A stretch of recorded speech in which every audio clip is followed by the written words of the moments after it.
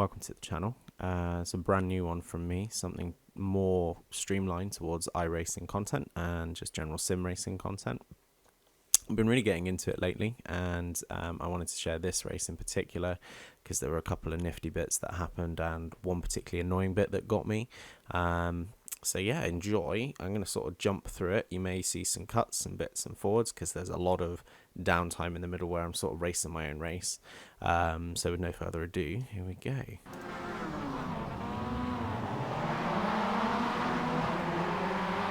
So, bit of a poor start, kind of stayed with the group, but the car behind me got a bomb-ass start and just massively jump-started me, but I did take the position back straight away because he goes a bit wide into corner one. Probably got out a bit further forward than he wanted to. Check out the number 8 car here. He is just a problem waiting to happen, as we managed to avoid there. And actually, that number 8 car comes back to haunt us a little bit later on, so hold on to that one.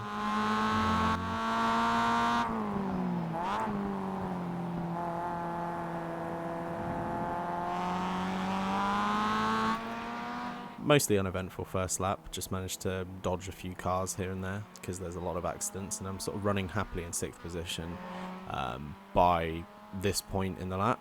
And then another sort of pinball effect carries on, and suddenly I'm into 3rd, and actually I'll hold down 3rd for quite a long time at this point, just looking at all of the kerfuffle behind me. This time not caused by the number 8 car, he's quite a bit further back. In fact, I think, yeah, there he is in the pits. No, not sure. Just gonna skip forward to the end of lap 7 here. The car in front of me, if you can't see from this angle but from this one, is that number 8 car from earlier.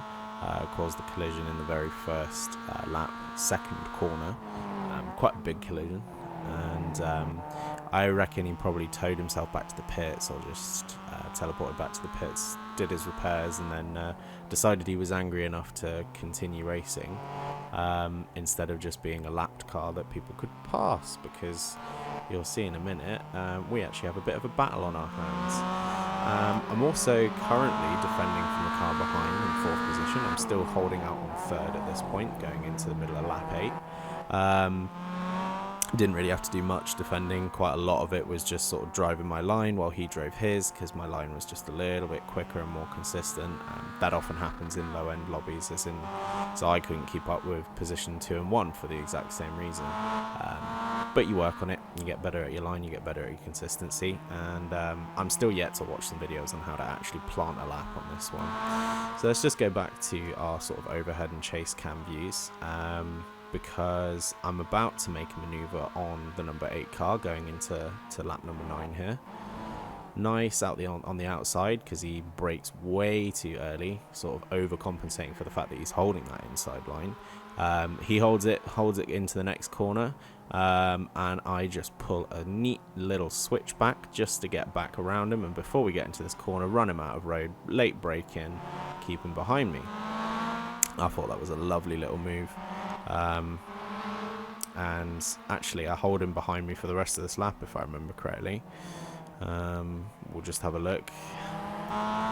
Yeah, him and the car behind do actually have a little bit of a battle while I'm driving away here, but I don't put enough distance between me and him, because we already know he's a bit of a problem character, and if we sort of skip ahead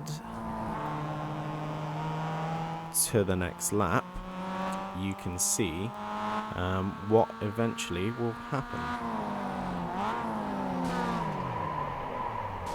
Yep.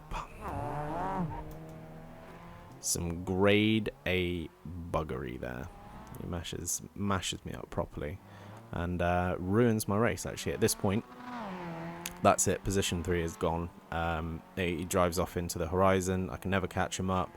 My car was pulling a little bit to the left after this. Wasn't too bad. But I'm really annoyed at that number 8 driver for being a lapped car, who is only lapped because he caused a collision in the first lap, and then proceeds to try and get a bit racy. And actually, I thought to myself at one point, well, maybe we'll get some good racing out of him, because the lap prior to this, we had that nice little cut back, switch rounds, wheel to wheel action. But no, that lap he went for a lunge that wasn't there on a car he shouldn't be passing, and he smashes into the back of me, ruins my podium chance. And at this point, all I can think about is, how do I get back past him? Now, with each lap of this course being only just over a minute, it's the Okayama short sort of course. I only had, I think, 6 or so laps to get back at this point, and as I say, unfortunately, the car in number 3 spot just drives off into the distance, and the 2 I've got in front of me here are both lap cars, and there's actually one more lap car that joins it towards the end of the race. You can just about see there in the background of the last shot that the position 3 is just majorly brought out that gap on me, so I've got no way of getting back to him. Going into the next lap, I believe the 2 cars in front of us are both lapped. I don't know where they are relative to my position, don't really care at this point. They're sort of fighting it out again, so I just thought, well, I'll stick to my line. And I think, again, the number 8 car, I don't believe he has any contact. Maybe a little bit there, yeah. He actually just causes the other guy to disconnect, so I bet that other guy's had a heck of a race as well. Might have been involved in that first collision with it, so generally this number 8 car was really ruining people's days today. I just want to get past him, get him behind me, because at this point I don't want another collision. All I was really going for was an incident-free race, and technically I had an incident-free race, but other people causing an incident, so he doesn't really put up much resistance there. I just take him on the inside because he leaves the door open on the exit of the corner there, and that's it. That's the last we'll see of him, because he just can't keep up with my pace after this point. Damn good, because I don't know, may have damaged something at this point from all the collisions he's had.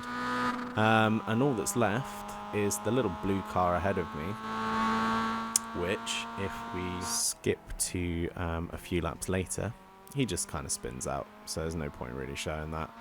And that's that. I finish in 4th position, which, all things considered, isn't too bad. I could have had a way worse incident, considering the 2 collisions I missed on the first lap, only to have my race really ruined by a punt. But as far as I'm concerned, my ranking went up after this, so that's good. I'm still in the very lowest lobbies, so I'm just really trying to work my way out of those in order to get some more quality races. I'm not sure how I'll format this little channel. I reckon I'll do some live commentary, some post commentary like this, and yeah, I mean, there's more to come. I'll just skip ahead to the last lap here, just so you can see my last little go around. There are definitely places on this specific course where I can improve. This corner we're going around right now is definitely one of them. I'm either taking it too wide, too shallow, not getting my gearing right, or really messing up this left-hander. I didn't do it too badly there, stuck it on the apex, but it was quite slow around the apex, so I can definitely make up some time there. And this corner here, I'm still not really sure if I'm getting this right. I'm hooking it up with the apex, so I'm obviously doing something right there, but gearing and speed and angle and stuff, that's just what you have to work on here. Generally, I'm sure there's improvements on every corner, but I can certainly see some areas that I need to improve on. 4th is not too bad for this one, but I definitely want to improve. So come across the finish line just about now. Yeah, there we go. But yeah, thanks for tuning into that one, and yeah, we'll take it from there.